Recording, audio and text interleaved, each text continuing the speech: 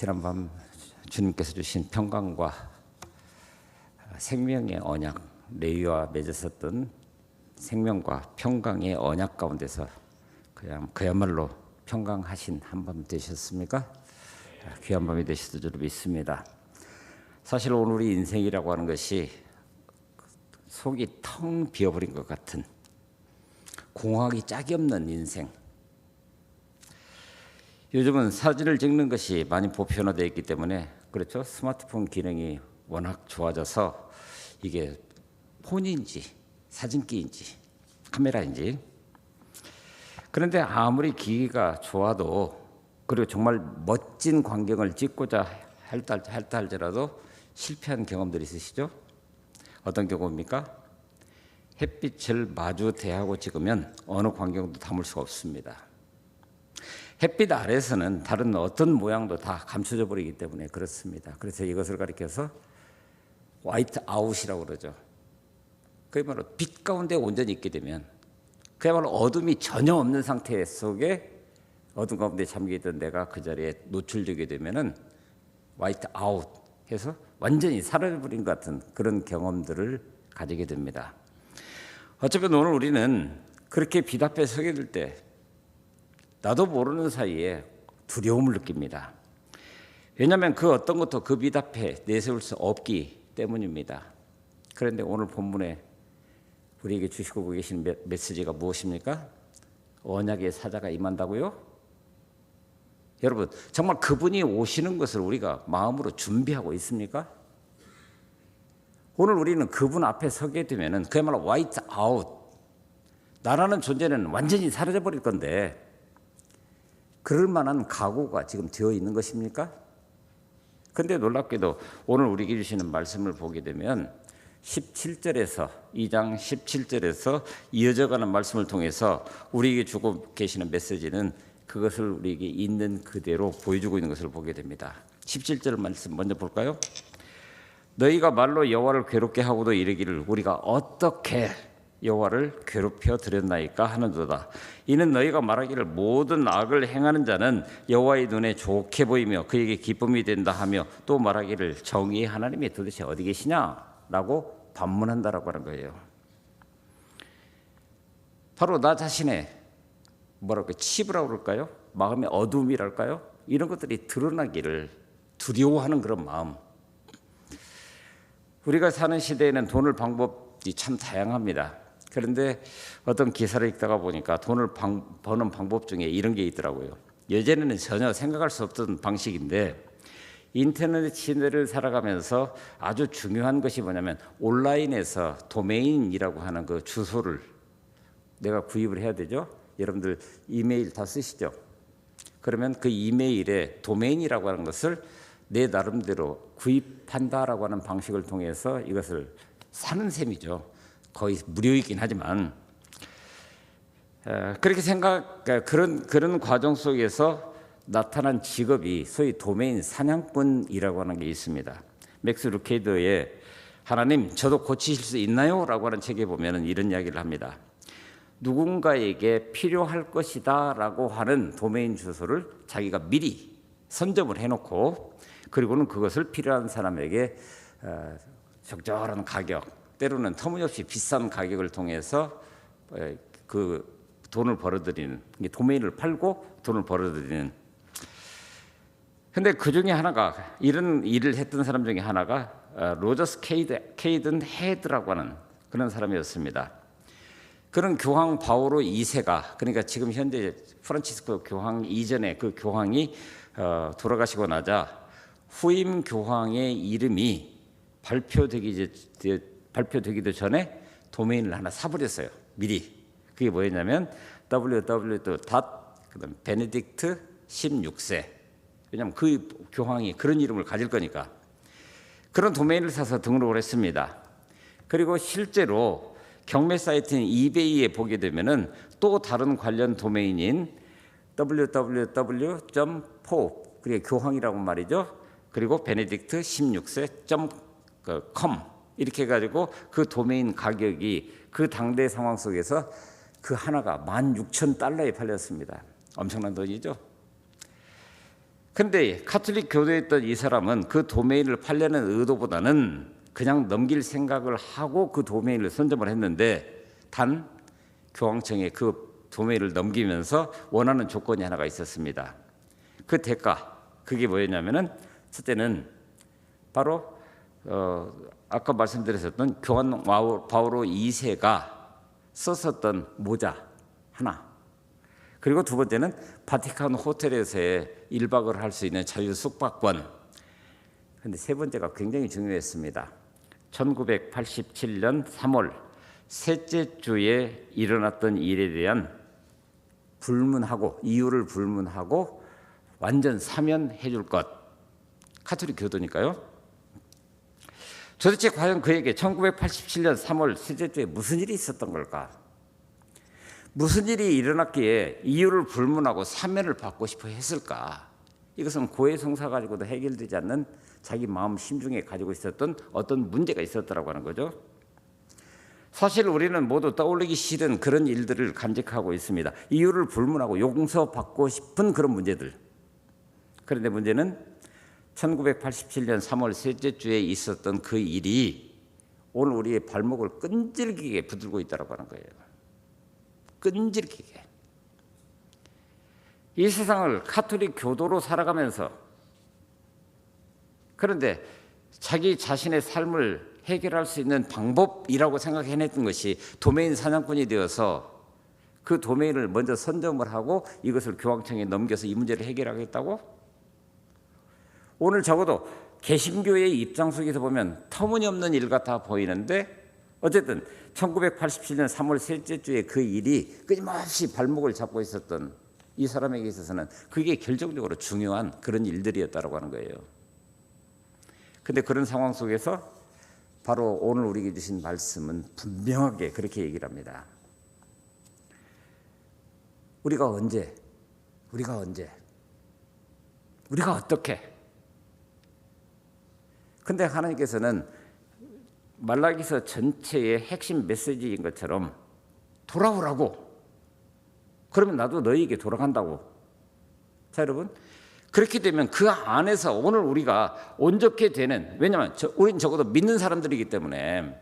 근데 그럼에도 불구하고 끈질기게 나를 붙들고 있는 그 무엇인가가 있어서 그 앞으로 돌아가기를.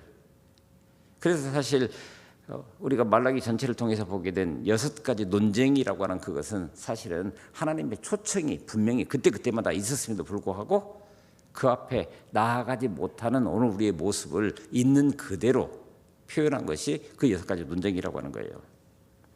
하나님께서 먼저 명제를 던지셨죠. 내가 너희를 사랑했노라 하였노라. 과거 사건이 아닙니다. 미완료 시제라고 하는 것이 그때로부터 지금까지, 그리고 여전히 지금, 그리고 앞으로도. 그런데 그럼에도 불구하고 그 백성들은 언제요? 그만한 증거가 내게 보이질 않는데요. 그런데 여러분들 그 과정을 한번 잘 생각을 해보십시오. 논쟁하는 그 자체를 통해서 사실은 하나님과 이스라엘 백성들 사이에 대화가 여전히 이루어지고 있는 거예요. 여러분, 그러니까 그 순간이 바로 하나님 앞에 서 있는 순간임에도 불구하고 하나님의 빛으로 보이지 않는, 그러니 여전히 어둠 가운데 있는 상태에서 끊임없이 그렇게 부르짖고 있다고 하는 거예요. 두 번째 논쟁도 마찬가지입니다. 제사장들에 대한 이야기였죠. 너희들이 내 이름을 멸시해서 우리가 언제요? 오늘 우리는 매 순간마다 합당한 제사를 드렸고, 그리고 오늘 우리로서는 최상의 것을 드렸다라고 하나님 앞에 논쟁하고 있는데, 놀랍게도 하나님은 오늘 우리의 정면으로 오늘 우리 스스로의 삶을 밀고 들어오시면서, 그리고 우리가 어제 함께 보았었던 레위 족속과 맺었었던 생명과 평강의 언약, 그런데 놀랍게도 그 언약을 체결해 주시면서 묻고 있는데, 어제 이 부분을 살짝 지나갔습니다. 2장 10절에 보게 되면 우리가 한 아버지에게서 태어났는데 왜 그 조상들의 언약을 욕되게 하느냐, 이 질문을 한 번 더 던지십니다. 그 생명과 평강의 언약이 지금 너희들 가운데 있다라고 하는 것을 말씀하시면서 그럼에도 불구하고 너희들은 왜 그렇게 살아가느냐. 그러자 그들이 말합니다. 우리가 언제 그 언약을 깨뜨렸습니까? 우리가 언제? 가만히 생각해 보면 인간의 삶의 우매함이 바로 이런 데 있는 것 같습니다. 하나님은 정면으로 오늘 우리에게 도전해 오고 계시는데, 그럼에도 불구하고 내가 지금 현재 가지고 있는, 하나님이 오늘 우리 스스로를 보게 하시고자 하는 그 부분이 있는데, 자꾸만 문제의 원인을 다른 데서 찾고 외부에서 찾고 변명하고, 나는 잘하고 있는 것 같은데, 그러니 늘 문제는 다른 사람에게 있는 거고, 그리고 그럼에도 불구하고 모든 문제의 근원에는 하나님에게 있다는 거예요. 그래서 오늘 우리에게 절절하게 필요한 것은 자기를 성찰하는 일이고, 자기를 돌아보고, 그런데 그 누구나 사실 자기를 돌아보는 일은 점체로 잘 안 합니다. 왜 그럴까요? 사실은 너무나 어렵고 너무나 싫고 너무나 힘들고, 뭔가가 드러난다라고 하는 것을 견딜 수 없는, 사실은 자기의 추한 모습을 보고 싶지 않은 거죠. 이게 인간입니다. 그래서 성 어거스틴의 고백록에도 보면은 그런 얘기가 나오죠. 하나님의 영이 내게 임했을 때, 그러니까 오늘 우리에게 주시고 계시는 말씀 그대로 하면 언약의 사자가 우리 가운데 임하게 될 때, 그때는 모든 것이 완전히 드러나는 그런 순간인데, 그 영이 내게 임했을 때 하나님은 내가 보기 싫어가지고 한사코 뒤로 미루어 놓았었던 더럽고 누추한 내 모습을 내 눈앞에 들이대면서 보라 라고 하시는 것 같다는 거예요. 여러분, 이게 정말 은혜의 시간입니다, 사실은. 근데 그럼에도 불구하고 한사코 보기 싫어가지고 뒤로 자꾸 밀어놓고, 그래서 나는 감추고 있다라고 생각을 했는데, 하나님의 환한 빛이 우리 가운데 임하고 보니까 그 누추한 모습을 내 눈앞에 들이대면서 직접적으로 직면하고 보라라고 명령하고 계신다라고 하는 거예요. 근데 사실 하나님은 그런 과정을 통해서도 오늘 우리에게 끊임없이 그것을 보게 하셨습니다. 사실은 재밌는 건, 나는 보지 못하지만 사실은 다른 사람들은 이미 다 보고 있었다라고 하는 거예요. 여러분, 그렇습니까? 나는 끊임없이 숨기고 싶은데, 감추고 싶은데, 드러나는 것이 두렵기 짝이 없는데, 그런데 놀랍게도 내 주변에 있는 사람들은 그 누구보다도 먼저 그것을 알고 있더라는 거예요. 그래서 오늘 우리는 늘 뭘 통해서 봐야 되냐면은, 다른 사람의 눈을 통해서 나를 보는 그런 훈련이 사실은 우리 삶 속에서 절절하게 필요합니다. 그러니 거기에서 우리가 볼 수 있는 것은 그런 거죠. 하나님도 사실은 오늘 우리를 있는 그대로 보고 계셨다. 놀랍게도 서양 사람들은 이런 경우에 이런 이야기를 합니다. 하나님은 오늘 우리가 이웃을 바라보는 그 눈빛으로 우리를 바라보고 계신다라고 하는 거예요.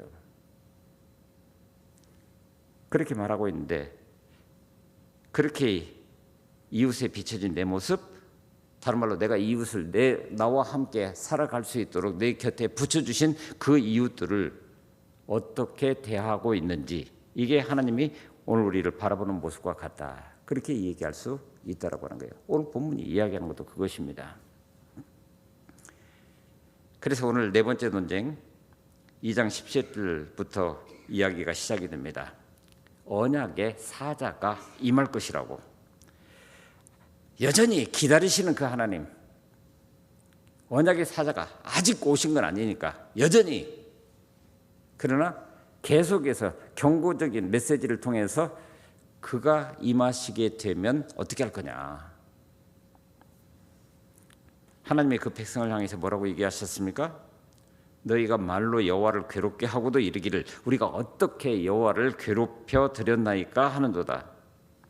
하나님 말씀하시죠. 너희가 나를 괴롭게 했어. 그러면 우리는 또 그때도 그렇게 반응합니다. 우리가 언제요? 어떻게요? 이 사람들의 말은 현실적인 삶의 환경 속에서 적어도 내가 믿음을 가지고 살아가고 있는 그 속에서 나는 하나님을 한 번도 욕한 적 없어. 하나님을 향해서. 근데 놀랍게도 하나님은, 오늘 우리는 그렇게 주장하고 있음에도 불구하고 하나님은 그렇게 받아들이시지 않으신다라고 하는 거예요. 어떤 경우입니까? 너희가 말하기를 모든 악을 행하는 자는 여호와의 눈에 좋게 보이며, 사실은 세상에 악이 만연해 있으니까 이 사실은 이것이 그냥 세상이 그렇게 돌아가니까 그렇게 한 것이 아니라 하나님이 허용하신 것이기 때문에 이런 거야. 오늘 우리도 나도 모르는 사이에 그렇게 얘기하고 있다는 거예요. 그러면서 하나님은 악을 차곡차곡 이 땅 가운데 저장해 놓고 있는 것 같은, 왜냐하면 하나님께서 가장 싫어하시는 그런 부분이신데 그것이 여전히 우리 가운데 만연하다라고 하는 것은 하나님은 외면하시면서 그 악이 계속해서 쌓여가는 그런 모습들을, 근데 사실 이런 측면들이 실제로 존재하기는 합니다. 우리가 이스라엘이 애굽의 노예로 팔린 상태에서 처음 시작은 그러지 않았지만 무려 430년 동안을 노예 생활을 했었던 이유가 뭐죠? 바로 젖과 꿀이 흐르는 땅을 향해서 나아가기 전에 그 땅을 차지하고 있었던 아모리 족속이 죄악이 관영할 때까지 꽉 쳐다보태서 이것이 폭발해서 겉으로 드러나기까지 기다리시는 그런 하나님. 그런데 인간이 430년이라고 하는 우리로서는 도대체가 기약할 수 없는 그런 시간입니다. 그러니 순간순간 그 당대를 살아가고 있는 사람들 입장에서 보게 되면은 도대체 이게 뭐냐라고 하는 거예요. 악을 끊임없이 저장해 가면서 관영에서 겉으로 드러날 때까지 기다리시는 하나님이시라고요? 그런 하나님이 오늘 우리가 믿는 그 하나님이시라고요? 그러면서 말합니다. 악을 행하는 자가 하나님께 기쁨이 된다고? 정말 그런가요? 사실은 그럴 리가 없죠. 그런데 오늘 우리는 끊임없이 한탄하면서 정의의 하나님이 어디 있느냐, 따지고 보면 이런 부분들이 오늘 우리가 살아가는 삶의 현장들을 보게 되면 이해가 안 되는 건 또 아닙니다. 그렇잖아요. 우리가 현실적으로 삶 속에서 세상에는 정말 영혼이 없는 것 같은 그런 사람들도 너무나 많은 것을 우리가 알고 있기 때문에 그렇습니다. 우리가 그런데 말로 여호와를 괴로우시게 했다? 이게 무슨 말입니까? 오늘도 주일인 것을 기억하면서도 하나님 앞에 나와서 예배하고 있고, 또 오늘도 부흥사경이라고 해서 매일 아침 저녁 자기 시간을 쪼개서 그야말로 자신의 몸이 이 자리에 선다라고 하는 것은 헌신인데, 말씀드린 대로 안식일은 저항이다. 월터 브루그만이라고 하는 교수가 안식일을 설명을 하면서 그런 얘기를 합니다. 오늘 우리도 마찬가지입니다. 주일날 예배에 선다라고 하는 것은 저항하지 않으면, 세파에 내가 살고 있는 삶의 환경에 저항하지 않으면 그 시간을 하나님 앞에 온전히 설 수 있는 것이 아니라고 하는 거예요. 오늘 우리가 겪고 있는 것입니다. 그런데 하나님께서는 오늘 우리는 마땅히 그 합당한 제물을 드리고 합당한 예배를 드리고 있는데, 하나님은 우리에게 말씀하십니다. 잠깐, 너희 예배가 너무나 지겹다. 영혼이 없는, 그야말로 영과 진리로 예배하지 않는, 그러니 외형적인 형식은 갖춰 있는지 모르겠는데 지겹다라고 하는 거예요. 그런데 내가 너희들에게 약속했었던 그 성전 문을 닫을 수는 없고, 그러니 누군가가 이 성전 문을 닫아버렸으면 좋겠다. 제물을 드리지 못하도록. 그런데 여러분, 그 말씀이 들려질 때의 상황을 우리가 좀 깊이 있게 보시면, 이스라엘은 이미 한번 성전이 완전히 무너져 버린 것을 경험한 적이 있었습니다. 그렇죠? 바벨론 포로 과정을 통해서 바벨론에서 완전히 멸망하면서 성전문이 닫혀진 것을 이미 한번 본 적이 있단 말이에요. 세월이 벌써 한 170년 전 이야기지만, 그러니 이 말씀이 들려지게 될 때에 이스라엘 백성들은 과연 어떤 마음으로 그 말씀을 받았을까요? 불현듯 자신의 과거로 돌아갔을까요? 우리 먼 조상적이 있었던 그 사건을 머릿속에 떠올렸을까요? 전혀 그러지 못하고 있는 그런 부분들을 보게 됩니다. 그래서 오늘 우리는 우리 스스로가 다시 한번 마음속에 새기시면서 내가 지금 어디에 서 있는가라고 하는 것을 볼 수 있어야 한다는 거예요. 어떤 글을 읽다가 보니까 하나님의 와이파이 존이라고 하는 글을 읽게 됐습니다. 근데 글을 보면 그런 거예요. 오늘 우리는 와이파이라고 하는 것을 너무나 그냥 일반적으로 쓰니까 아무 불편 없이 쓰는 것 같아 보입니다. 그런데 자기 회사나 자기 가정에서는 이미 약정되어 있는 어떤 금액에 따라서 와이파이를 충분히 쓸 수 있는, 그러니까 아무 불편이 없어요. 그런데 밖으로 나가서 사용하다가 보면은 와이파이가 끊기는 부분들이 있습니다. 그리고 자신이 한 달 동안 쓰고자 했었던 그 프리 와이파이 부족에서는 얼마든지 쓸 수 있는데, 그렇지 않은 경우에는 약정한 그 한도까지만 쓰고 나머지는 어떻게 해야 돼요? 더 쓰기 위해서는 돈을 더 내든지 아니면은 속도가 현저하게 낮아진, 근데 불편한 채로 그걸 써야 된다라고 하는 거예요. 그때 놀랍게도 그런 과정들을 보면서 오늘 우리가 영적인 삶을 이어져가는 과정 속에서도 마찬가지로 하나님의 와이파이 존이라고 하는 것이 우리 가운데 있는데, 그 안에서는 충분히 풍부하게 하나님을 예배하면서 내 나름대로 하나님과의 관계 속에서 얼마든지 자유스럽게 그렇게 살아갈 수가 있는데, 그만 그 와이파이 존이 벗어나는 지역이 있어요. 하나님의 허락하신 범위 안에서는 사용 시간이 전혀 문제가 되지 않는데, 그런데 그리스도인에게 허용된 와이파이 지역을 벗어나게 되면, 자 여러분 어떻게 될 것 같아 보이십니까?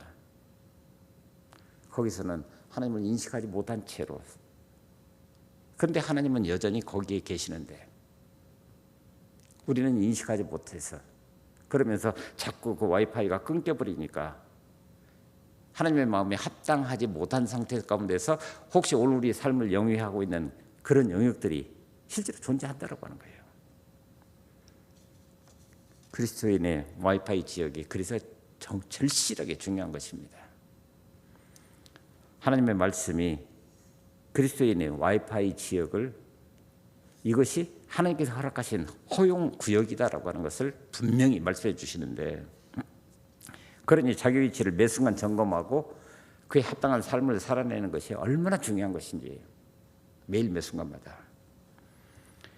그래서 오늘 우리에게 주시는 말씀도 마찬가지로 오늘 우리에게 그런 말씀을 주십니다.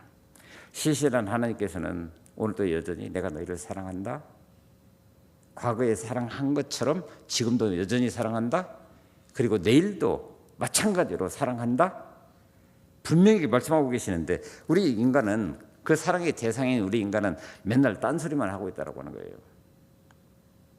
오늘 살아가는 삶이 지겹다는 거예요. 하나님이 하실 말을 오늘 우리 스스로 입으로 내뱉고 있습니다. 매일매일 드려야 하는 예배가 너무 힘들다고 불평합니다. 삶에서 특별히 그리스도인으로 살아가는 것이 내게 무거운 짐이라고.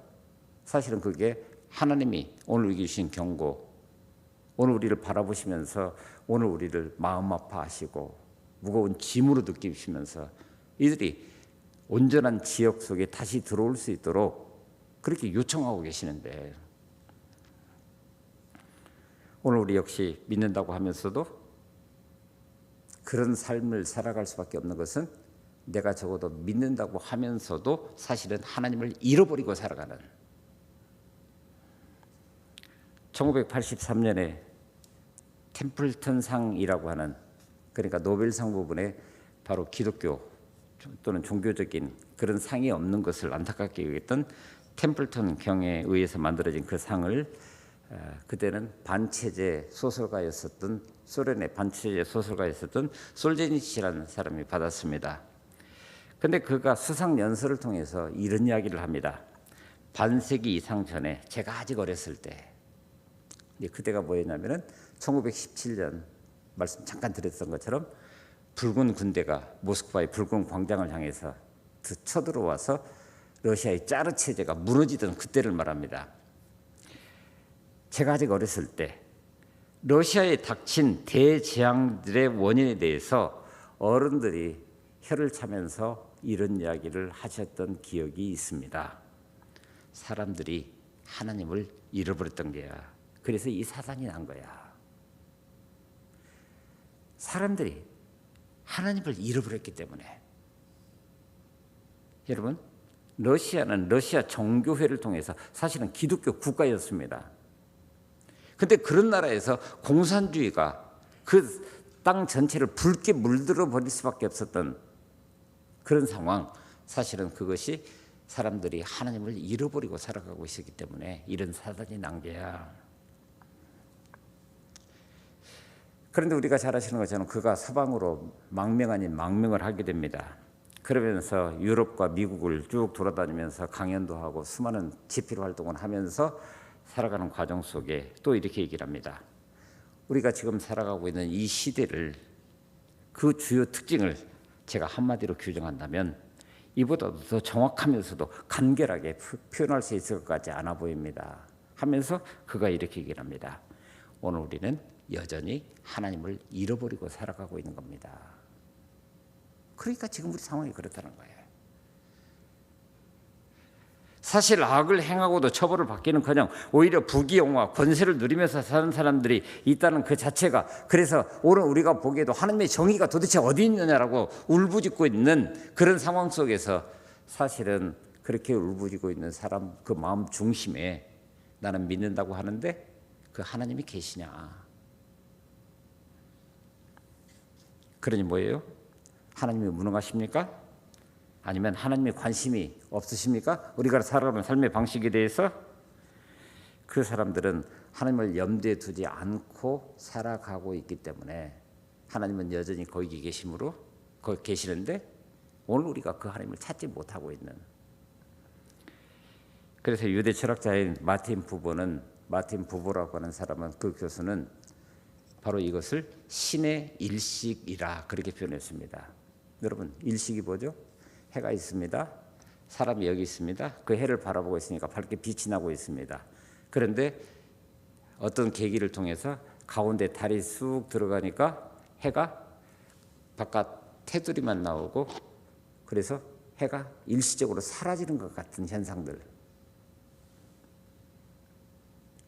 하나님과 우리 사이에서 내가 하나님을 바라보고 하나님도 나를 바라보고 있다는 사실을 알아야 하는데 하나님이 보이지 않게 된 거예요. 근데 하나님이 보이지 않게 된 그 까닭은 놀랍게도 가운데 달이 들어갔기 때문에 그런 것이 과학적인 일식이라고 한다면, 놀랍게도 인간의 자아가 바로 이 땅 가운데서 내가 무엇이든지 할 수 있다라고 하는 전능해진 그 자아가 하나님과 우리 사이를 스스로 막고 있는, 그러니까 진정한 나는 여기 있습니다. 하나님이 저기 계십니다. 그래서 늘 마주 보면서 그 빛 가운데서 서로를 볼 수 있는, 그런데 나도 모르는 사이에 나의 또 다른 자아가, 팽창된 그 자아가, 나는 전능하다라고 얘기하는 그 자아가 가운데를 막고 있으니 하나님이 보이겠느냐라고 하는 거예요. 그래서 오늘 우리는 늘 하나님의 임재를 느끼면서 살아가야 하는데 어느 순간에 그 팽창된 자아가 나라고 하는 것, 이것이 원래 나와 하나님 사이를 막아버리게 되니까 그 하나님을 보이지 않고, 그러니까 하나님을 잊어버리고 살아가는 거예요. 그래서 이 땅 가운데서 그 하나님을 잊어버리고 살아가게 되니까 오늘 우리에게 어떤 현상이 생깁니까? 바로 오늘 우리에게 옆에 붙여주신 동반자로서 하나님의 형상을 가진 나뿐만 아니라 그 옆에 있는 그분도 하나님의 형상을 가진 분명한 하나님께서 내게 주신 선물인데, 그 선물을 수단으로 생각하기 시작합니다. 이것이 하나님이 내 눈에 보이지 않는다라고 하는 첫 번째 증거입니다. 하나님이 안 보인다는 거예요. 그래서 마틴 부보는 같은 이야기를 합니다. 내가 내 옆에 있는 그도 역시 마찬가지로 하나님의 형상대로 창조된, 그래서 나와 함께 이 땅 가운데 동행하면서 동반자로 함께 살아갈 수 있는 그런 선물로 허락해 주셨는데, 그렇게 서로를 인격적으로 대할 수 있을 그때에는 나와 너라고 하는 관계로, 나와 너라고 하는 관계로 그렇게 살아갈 수 있는 인격적인 관계가 형성이 되는데, 갑자기 그것이 보이지 않는 세계 속에 들어가게 됩니다. 그러다 보니까 물화되어서 나와 그것이 되어버리죠. 여러분, 창세기에서 처음 아담이 선악과를 따먹고 나서, 물론 하와가 먼저 따먹고 마치 아내가 남편에게 강요하듯이 먹으라고. 근데 하나님께서 나오셔서, 하나님께서 그 앞에 이제 나타나셔서 뭐라고 말씀하십니까? 왜 그걸 따먹느냐고, 하지 말라고 한 것을. 그때 뭐라고 그랬습니까? 하나님께서 나에게 주셔서 함께 하게 하신 그라고 얘기를 합니다. 근데 그가 맨 처음에 하나님께서 그를 창조하고 그 앞에 데리고 왔을 때 뭐라고 그랬어요? 내 뼈 중에 뼈요 살 중에 살이라 그랬습니다. 그러니까 뭐예요? 너는 나다 그 얘기죠. 내 뼈 중에 뼈요 살 중에 살이라 라고 얘기를 했으니까. 근데 이것이 오늘 우리는 그렇게 고상한 언어로 쓰였지만은 어떤 분은 그 성경을 번역을 하면서 이렇게 얘기를 했습니다. 이야, 이 사람입니까? 하나님께서 내게 주신, 감탄하면서 감동하면서. 그런데 죄로 인해서 하나님이 보이지 않게 되니까 뭐라고요? 하나님께서 내게 주셔서 나와 함께 하신 여자 그가. 자 여러분, 너는 2인칭입니다. 그는 3인칭입니다. 3인칭은 나와 너라고 하는 울타리 안에 들어올 수 없는 존재. 이게 인간의 시작 지점부터 그랬다라고 하는 거예요.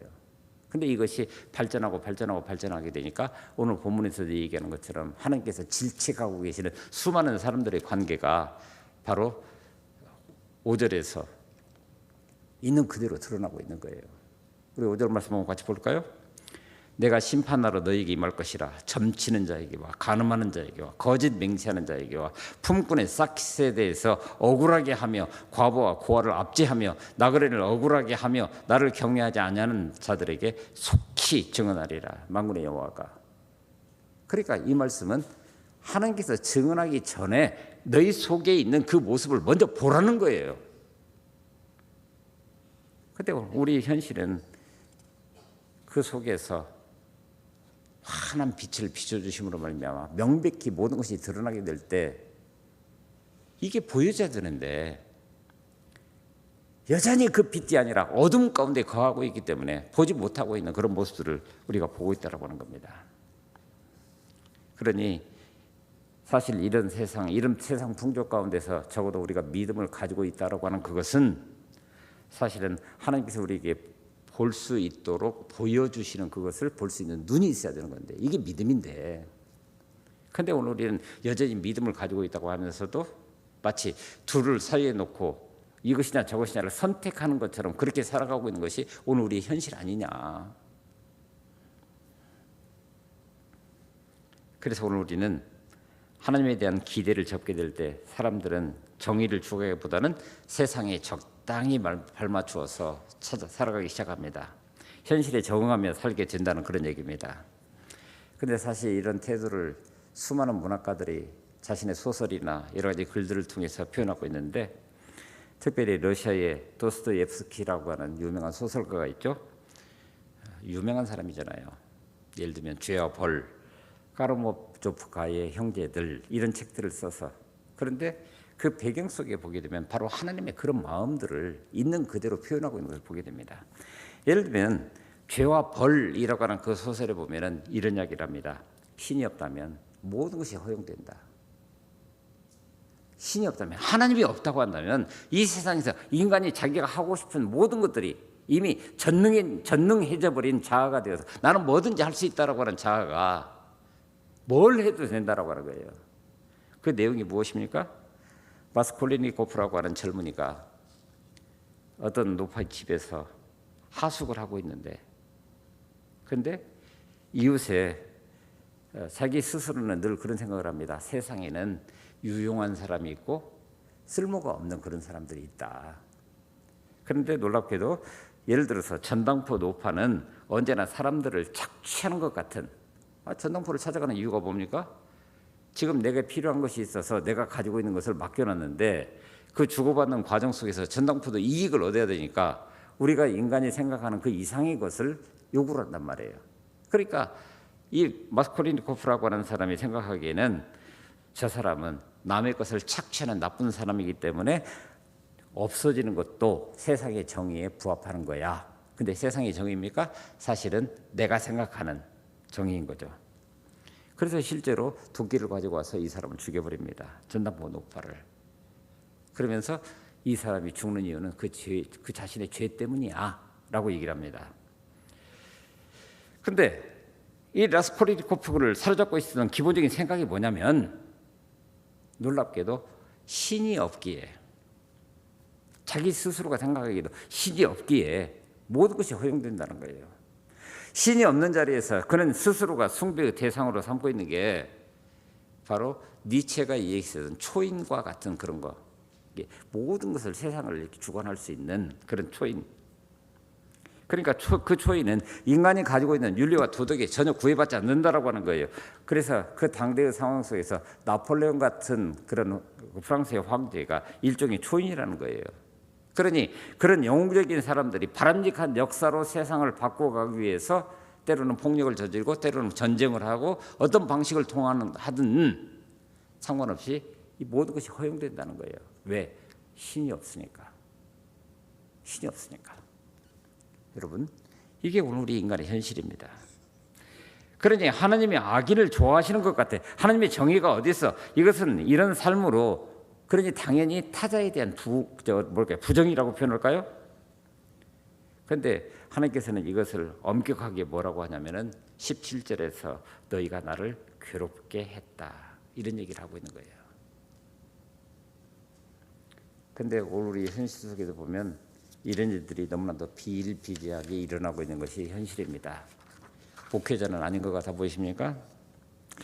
언젠가 그 충신교회 박종수 목사님이 은퇴하시고 난 다음에 한지터라고 하는 한국 지도자 센터라고 하는 것을 만드시고 거기서 매년 세미나를 하십니다. 그런데 한 번은 에코세대 인파워링이라고 하는, 그러니까 에코세대라고 하는 것이 한 세대 분류에 있어서 그 당시에는 굉장히, 요새 같으면 3040 이런 식으로 얘기하는 그 세대를 얘기를 합니다. 그 세미나에 참석했었는데 그때 박종수 목사님이 소위 기조연설격인 설교를 하시면서 이런 이야기를 했습니다. 한 번은 청년부 예배에 설교하러 가서 단에 딱 올라가기 전에 주위를 둘러보니까 기함을 토할 일들이 벌어지고 있더라는 거예요.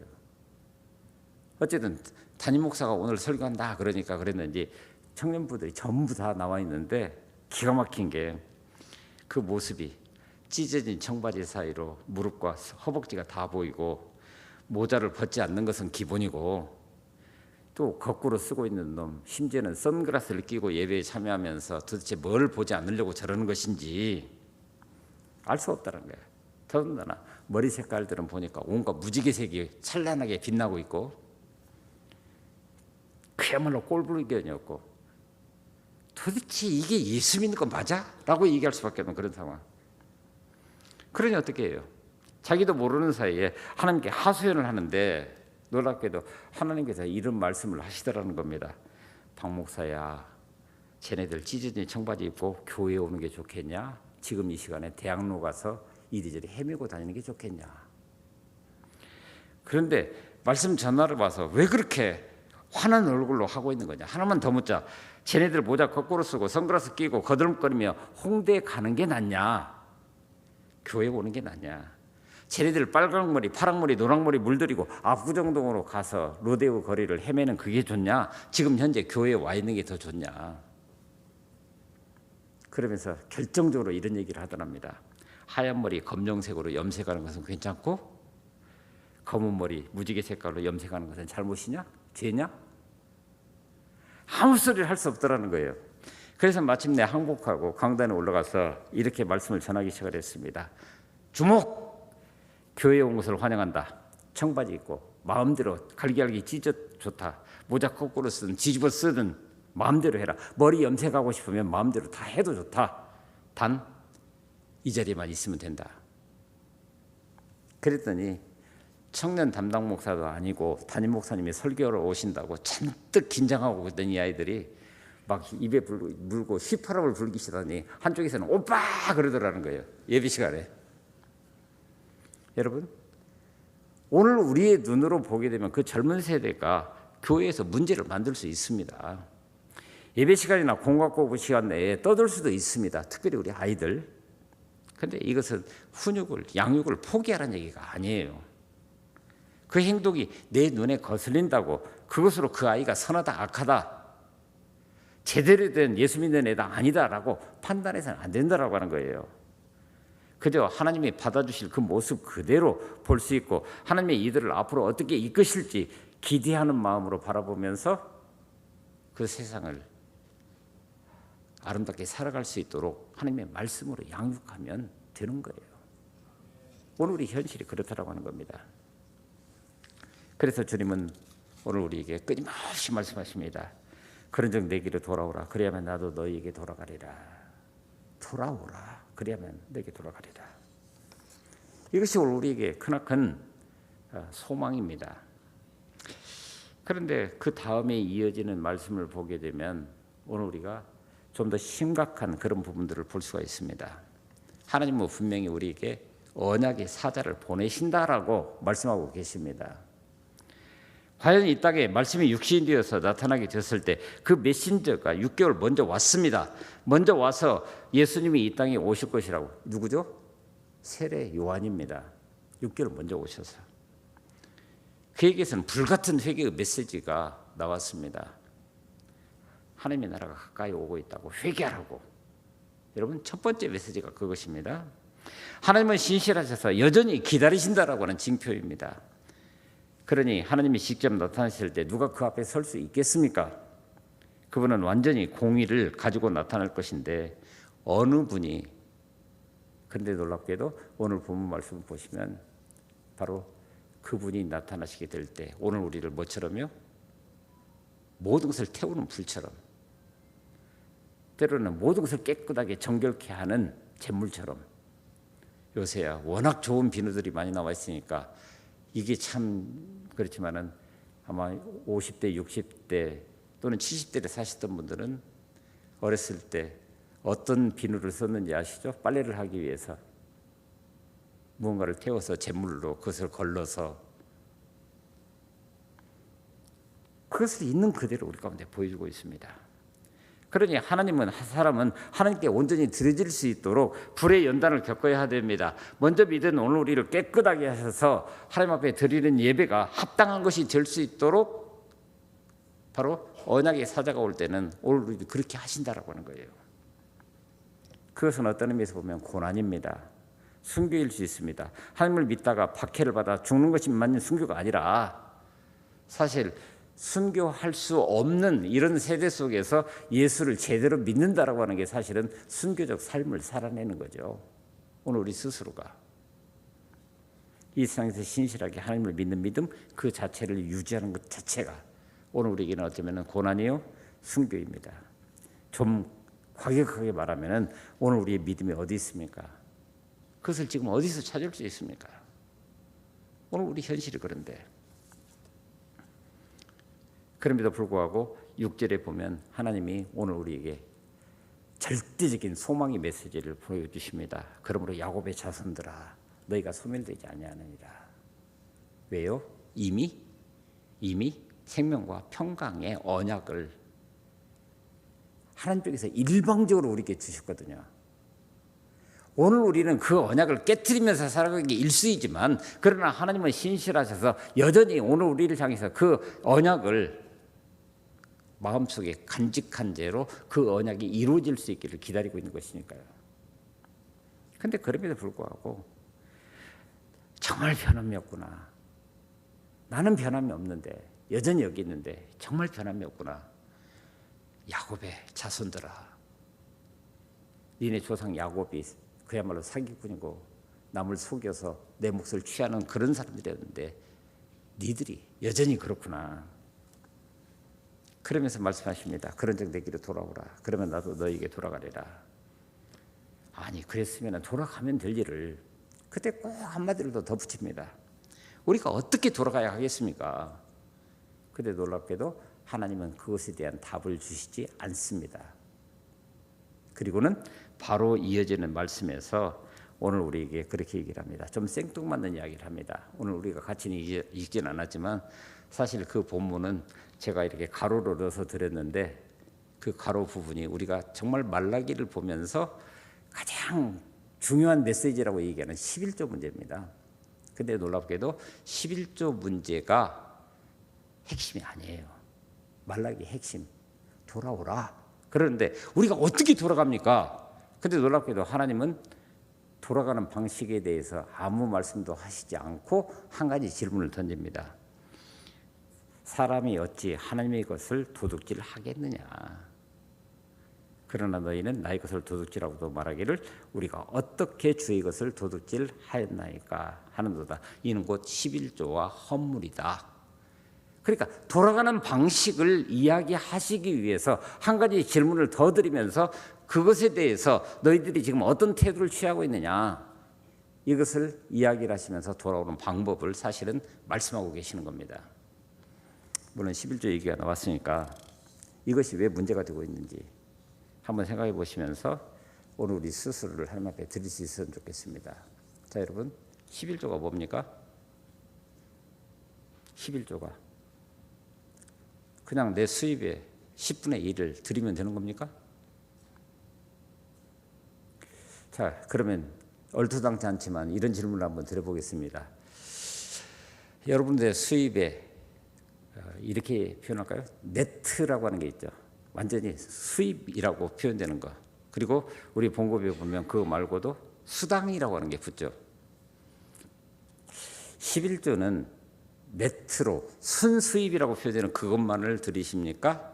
아니면 그로스 인컴, 그러니까 하여튼 내게 들어오는 모든 그 액수, 그 전체를 가지고 11조로 하십니까? 갑자기 헷갈리십니까? 내가 어떻게 했나? 그렇습니까? 좀 심각한 문제죠? 그래서 우리는 그런 거 가지고 따진단 말이에요. 그런 것 가지고. 여러분, 하나님이 정말 그 물질이 필요해서 10분의 1을 달라고 그러셨을까요? 내 몫으로 하나님이 열의 하나를 달라. 하나님이 정말 그게 필요해서요? 한번 잘 생각해 보십시오. 그리고 오늘 우리가 한번 더 깊이 있게 볼 것은 이것입니다. 11조는 선불입니까? 후불입니까? 여러분, 뭔가 일을 내서 내게 수입이 오기 전에 헌금을 뗐습니까? 아니면 수입이 있고 난 다음에 11조를 뗐습니까? 선불이에요, 후불이에요? 후불입니다. 그러니까 뭐예요? 하나님이 먼저 주셨어요. 그리고 주신 것을 그 중에서 11조라고 해서 내 걸로 라고 하는 이야기는 바로 그 물질에 대해서 너는 어떤 관념을 가지고 있느냐라고 하는 것을 질문하고 있는 거예요. 그러니까 중요한 것은 이것입니다. 오늘 우리는 내게 주어지는 수입이 있을 때 우리 스스로가 질문하는 게 그거죠. 하나님께서 주신 것 감사함으로 받고 그래서 저는 사실은 20년 목회를 이 교회 와서 담임 목사로 했지만 20년 동안에 헌금 설교를 거의 안 한 것 같아요. 이것도 좀 잘못인데, 근데 어떤 기회가 있을 때 헌금뿐만 아니라 다른 모든 부분에서도 얘기를 할 때 사역에 임하는 자세도 그렇고 헌금하는 자세도 그렇고 두 가지를 얘기를 합니다. 첫째는 여러분 그 잘한다라고 하는 개념 스스로 다 아시죠? 그리고 두 번째는 믿음의 분량대로입니다. 믿음의 분량대로. 여러분, 오늘 우리가 10의 1조를 생각하는데 10의 2조를 드리면 안 됩니까? 그 11조라고 하는 것에 매여 있다가 보니까 10의 2조를 드리면 안 됩니까? 하나님께서는 10의 2조를 드리면 안 받으실까요? 그러니까 결국은 이게 우리 마음 중심을 있는 그대로 얘기한다는 거예요. 그러니까 선불과 후불이냐 이런 문제를 가지고 따지고 있는 저도 우습지만은 중요한 것은 먼저 주시고 그러면서 주신 것에 대해서 내가 받은 그것에 대해서 어떤 관념을 가지고 이 물질을 대하고 있느냐 그렇잖아요. 예를 들어서 주님은 우리에게 그렇게 말씀하셨습니다. 하나님과 재물을 겸하여 섬기지 못한다. 여러분, 오늘 우리에게 물질이라고 하는 것 자체가 어떻게 보면은 하나님과 대적할 만한 그런 것이 되어버렸어요. 그리고 실제로 성경 본문에서도 보게 되면 그걸 맘몬이라고 표현되어 있는데 이 맘몬은 물질은 객관적인 것임에도 불구하고 그 물질을 신으로 만들어버린 인간의 감정이 들어져 있는 거예요. 그러니까 그거에 매여 살아가고 있는 거예요, 우리가. 물질 필요하죠. 그런데 그것에 매여 있어서 신적인 존재로 만들어 놓고 이것을 하나님과 인간 사이에, 그러니까 하나님께서는 놀랍게도 10분의 1을 내 것으로 돌리라 라고 명령하실 그때에도 오늘 우리에게 있어서 그 11조를 떼어가지고 뭔가 다른 거 할 일이 있어서 그게 아니고, 오늘 우리 스스로가 그 물질에 대해서 어떤 관념을 가지고 있느냐. 당연하죠. 딱 하나, 이거 하나님께서 주신 것입니다. 그래서 11조를 드릴 때마다 우리가 마음속에 새겨드는 것은 이것입니다. 더 드리고도 더 주시고도 기뻐하시는 아버지 하나님의 마음, 이게 여기에 담겨 있다고 하는 거예요. 그러니 오늘 우리는 항상 마음속에 새기게 될 때 우리 드림의 자세를 기억해야 되는데, 사실 진정한 드림이라고 하는 것은 드리고 남은 양으로 평가를 하는 겁니다. 그래서 사실 11조보다도 더 중요한 것은 남겨져 있는 10분의 9예요. 10분의 9라고 하는 것, 이것이 하나님께서 내게 주신 것이니 이것을 허투루 쓸 수 있겠습니까? 10분의 1은 하나님께 드렸으니까 드린 것 그걸로 좋게, 나머지 10분의 9는요 그러면 그것도 마찬가지로 하나님께서 내게 주신 것이니 이 땅 살아가는데 필요로 하는 물질이기 때문에 내게 선물로 주신 것, 그러므로 하나님의 뜻에 합당하게 쓰여져야 된다고 하는 거예요. 그래서 어제도 잠깐 말씀드렸습니다마는 크리스찬들이 부자가 되어야 되는 이유가 그것입니다. 여러분, 하나님께서 우리에게 주신 물질은 객관적인 겁니다. 그런데 거기에다가 인간의 생각이 플러스가 되니까, 근데 그 인간의 생각이 긍정적이냐 부정적이냐에 따라서 그 물질은 선하게 쓰임 받을 수도 있고 그러지 못할 수도 있다고 하는 거예요. 하나님의 마음이 그런 거예요. 그러니 바로 여기서는 10분의 2를 내가 떼먹으러 오면서 네가 하나님의 것을 도둑질하느냐 그 소리가 아니라, 내가 너에게 다 준 것들인데 그것의 주인이 누구냐라고 하는 것을 니들이 알고 그 물질을 쓰는 거냐, 이걸 우리에게 묻고 있는 거예요. 그러니 결국은 우리가 돌아가는 방식, 하나님의 것을 도둑질한다고요? 이것은 물질에 대한 것뿐만 아니라 우리의 시간도 마찬가지고 우리가 살아가는 삶의 공간도 마찬가지고 모든 것들이 하나님께로부터 비롯된 것을 기억하면서 그야말로 더 주시고 기뻐하시는 아버지 하나님의 마음, 그래서 드림의 자세라고 하는 것, 그야말로 거룩한 부담을 가지고 적절한 부담을 가지고 하나님께서 주신 것을 선용할 수 있는 그런 지혜. 그래서 우리 한국 교회의 초대 교회도 보게 되면 아주 귀한 전통이 있었습니다. 우리는 11조 그러니까 그냥 물질에 대한 것만으로 마무리를 하고 있는데, 그때는 날연보라는 게 있었습니다. 날연보는 다들 일주일을 인간에게 허락하셨기 때문에 한 주를 10분의 1이 아니라 7분의 1을 썼습니다.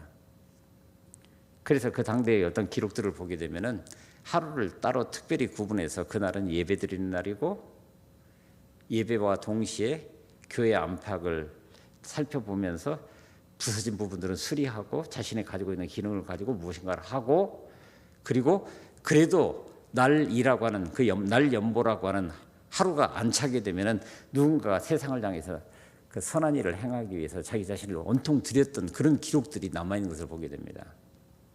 그래서 이런 전통이 이어져서 심지어는 우리가 잘 아시는 대로 권서인이라고 하는 제도가 있었죠. 권서인, 성경을 파는 사람들입니다. 그런데 예수를 모르는, 복음이 전해지지 않는 세상 가운데서 그 성경을 팔려면 어떻게 해야 됩니까? 먼저 그 복음을 전해야 됩니다. 그래야 이 성경책 한 권을 팔고, 그래야 내게 수입이 생겨서 그걸로 먹고 살 수 있는 길들이 열리는 거 아니에요? 근데 초대 교회는 그런 전통이 있었단 말이에요. 근데 오늘 우리는 11조 그러면은 물질이라는 것만 딱 고정하고, 근데 내 시간을, 이것도 하나님께서 내게 주신 것인데, 적어도 내 생명이 붙어 있는 한 우리에게 허용된 시간인데, 그래서 오늘 우리는 바로 하나님께 돌아가는 방식으로 하나님의 것을 도둑질하고 있는 우리 인간의 모습을 다시 한번 점검하면서 그 앞으로 돌아가는 그런 은혜가 있어야 한다고 하는 것입니다. 그래서 오늘 우리는 깊이 있게 우리의 삶을 한번 되돌아보면서 거룩한 그분이 내 앞에 오게 되었을 때 그야말로 블랙아웃, 깜깜한 속에서는 어떤 행위를 해도 아무것도 보이지 않으니까 그냥 블랙아웃인 거예요. 그냥 나도 나를 볼 수가 있고 다른 사람도 나를 볼 수 없는 그런 세계인데, 근데 놀랍게도 환한 빛 가운데 오게 되면 화이트아웃, 이제는 나 스스로가 거기서 사라져버리는. 왜? 빛이 임했기 때문에. 빛이 임했기 때문에. 근데 놀랍게도 하나님은 우리에게 그렇게 선언합니다. 언약의 사자가 임한다. 언약의 사자가 임한다. 그래서 우리가 마음속에 깊이 새겨야 되는 것이 그것입니다. 그래서 오늘 우리는 스스로가 이야기하기를, 신학적으로 그걸 배우죠. 말라기로부터 시작해서 예수 그리스도가 이 땅에 오시기까지 400년 동안 하나님의 말씀이 선포 안 됩니다. 그래서 인간적으로 보게 되면 그때를 암흑시대라고 얘기를 합니다. 신구약 중간기를. 하나님의 말씀이 안 들리니까. 근데 놀랍게도 그 시간은 하나님께서는 기다릴 시간이면서 하나님 자신의 일을 하는 시간이었습니다. 어떤 일을 준비하셨다고요? 놀랍게도 하나님은 그 시대 상황을 통해서, 비록 전쟁의 역사였지만 로마가 지중해 연안을 전부 다 점령을 하면서 그들이 가장 먼저 했던 일은 길을 닦는 일이었습니다. 길. 그래서 거기서 전쟁 통해서 얻어진 모든 재화가 로마로 빨리 수송될 수 있도록 그들은 침략을 위한, 그리고 자신의 어떤 손에 쥐어질 것들을 위해서 길을 닦아냈습니다. 그래서 모든 길은 로마로 통한다라고 하는 세계사 속에서 나타나는 그런 역사를 우리가 보죠. 근데 놀랍게도 지난주에 우리 목사님하고 이 교회에서 성지순례를 갔다 오르는데 터키하고 그리스를 이렇게 같이 묶어서 여행을 하거든요. 근데 그때 대체적으로 이스탄불에서 그리스로 넘어갈 때 의도적으로 버스를 타고 넘어갑니다. 그런데 그 길의 이름을 보고 깜짝 놀랐던 것이 호도스 에그나티아, 그렇게 돼 있어요. 그리스에 딱 들어가니까.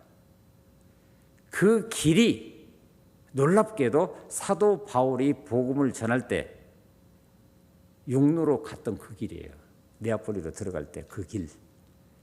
그래서 세계사 속에 나타나 있는 비아 에그나티아라고 하는 길인데, 이것이 사방 곳곳 도처에서 다 보입니다. 빌립보에 가도 이 길이 있습니다. 그러니까 모든 길이 로마로 통하는 그 길이었는데, 놀랍게도 그 길이 전쟁을 통해서 자기의 유익을 위해서, 손에 쥐는 물질을 위해서 만든 길이었는데, 사도 바울이 그 길을 가서 복음을 전하는 통로로 삼았다라고 하는 거예요. 놀랍지 않습니까? 근데 그것뿐입니까? 자, 사도 바울이 복음을 들고 나아가게 됐을 때 그 손에 뭐가 들려 있었을까요? 그 손에 하나님의 말씀이 들려 있었습니다. 근데 그 말씀이 지금 그때까지는 신약 성경은 없었으니까 구약 성경이었습니다. 근데 그 구약 성경이 원래는 아람어로 쓰여 있었기 때문에 히브리 민족들에게만 통용되었던 언어인데, 놀랍게도 셉투아진트라고 해서 소위 70인역 이런 표현을 써서 헬라말로 번역이 됩니다. 다른 말로 말하면 하나님께서는 그 기간 동안에 지중해를 중심으로 해서 모든 언어가 하나로 통일될 수 있도록 만드셨다고 하는 거예요. 헬라어로. 그래서 구약 성경이 있는 그대로 헬라어로 번역이 됩니다. 언어가 하나가 된 거예요. 그러니 사도 바울이 복음을 전하러 나갈 때, 그는 원래 길리기가 다소 출신이기 때문에 모든 언어를 헬라어로 이미 완벽하게 습득이 되어 있는 사람. 그래서 어제도 말씀드렸습니다마는 우리 교수님이 바울 서신을 쭉 고린도서를 읽어주시면서 하는 얘기가 How beautiful, 얼마나 아름다운 글귀인가. 그런데 놀랍게도 헬라어는 두 가지로 구분이 됩니다. 하나는 코인의 그릭이라고 해서 일반 평민들이 쓰는 그런 언어입니다. 그리고 하나는 클래식 그릭이라고 해서 클래식 헬라어. 그래가지고 이 언어는 아주 고상한 언어입니다. 저도 미국에서 공부하면서 헬라어 강독 시간이 어차피 그 신약을 공부할 수밖에 없었기 때문에 헬라어 강독 시간에 들어갔는데 헬라어 강독 그러니까 신학교니까 신약 성서인 줄 알고 신약 성서를 가지고 들어갔어요. 그랬더니 교수가 픽 웃어버리시더라고요. 그래서 뭐라고 그러냐면 그것은 기본으로 하는 것이고 하면서 그 다음에 뭐 고르기아스, 파이데이아, 그 다음에 소크라테스가 썼던 리퍼블릭 같은 플라톤이 썼던 리퍼블릭이라고 그러죠. 그 국가론. 이런 책을 읽고 있는 거예요. 근데 분명히 헬라어를 하나하나 읽어가면서 뜻은 해석을 했는데 이해가 안 되는 거예요. 그래가지고 교수에게 도대체 이게 분명히 단어를 알고 해석이 되는데 이 말이 안 된다고. 그랬더니 웃으면서 하는 얘기가 그거예요. 헬라 철학에 대해서 얼마나 알고 계십니까? 헬라 철학을 공부해 본 적이 있나요? 그저 철학 개론 시간에 잠깐 봤었던 그 정도밖에 없는데, 그러면서 그 철학이라고 하는 것을 설명을 하면서 이런 의미이고 이런 의미이고 이렇게 얘기를 하더라는 거예요. 근데 여러분, 예수를 처음 전하는 그런 상태에서 그런 고도의 헬라어를 가지고 말씀을 선포했다고 한다. 그 말씀이 들려질 수 있겠습니까? 그러니까 사도 바울은 그런 헬라 철학의 정통에 있음에도 불구하고 일반 서민들이 쓰는 언어 코이네 그릭이라고 하는 그 언어를 통해서 복음을 전했다라고 하는 거예요. 그래서 그것이 복음이 순식간에 지중해 연변에 확산될 수 있는 길을 하나님께서는 세상의 역사를 주관하시면서 그 길을 만들어가고 계셨던 거예요.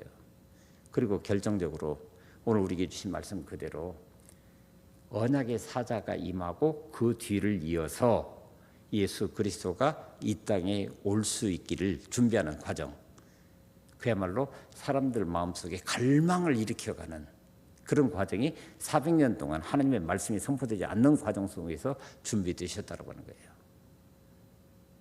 그러니까 주님이 오시니까 그때 주님이 하셨던 말씀도 그거거든요. 회개하라, 천국이 가까이 왔다. 그런 마음에 듣기가 어려운 그런 메시지가 전해졌음에도 불구하고 예수가 메시아다라고 하는 것을 확증하는 데까지 나아가는 그런 역사가 바로 그 400년 그 기간 동안에 미리 준비하셨다라고 하는 겁니다. 그래서 오늘 우리는 여전히 기다리시는 그 하나님, 이것은 오늘 우리 시대도 마찬가지입니다. 바로 그분이 오실 때 오늘 우리는 그분을 어떻게 받아들일 것인지 마음속에 새기시면서 그에 합당한 은혜를 구하고, 그러므로 맞습니다. 하나님, 제가 하나님 앞에 섰습니다. 그것이 블랙아웃이든 화이트아웃이든 어쨌든 나를 분명히 알아지는 바로 예수 그리스도 안에서 그런 은혜를 오늘도 구하면서 나아갑니다. 이런 고백을 가지고 이 한날이 그야말로 주 안에서 복된 걸음을 걸어가는 귀한 한날 될 수 있기를 간절히 바랍니다. 같이 기도하겠습니다. 하나님 감사합니다.